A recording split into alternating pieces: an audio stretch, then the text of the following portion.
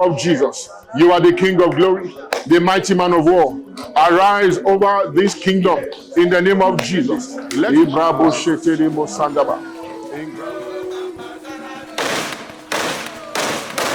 Vambo Eze Eberechukwu Oji.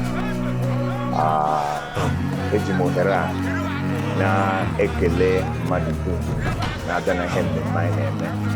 Ihe a wụ ihe mmemme ọṅụ, ihe mmemme iji kelee Chineke. Agọza tinye m n'okpokoro a, okpokoro ndị nna nna ya. Mmadụ dum ndị na-abịa mmemme a, ana m ekpere wee ekpere ọma na agọrọ ọgwụ ọma na onye nwe anyị wụ Chineke kwuruwo bịa n'udo, kwurukwawo laa n'udo.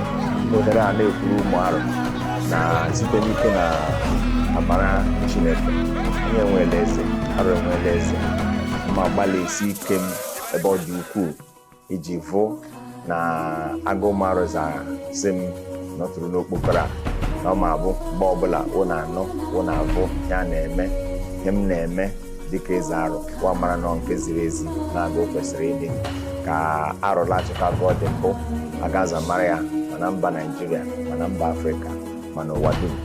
Eji m ohere a na-ekele mmadụ dum bịara mgbe ime ala enweghị Chineke anyị bụrụ inyi.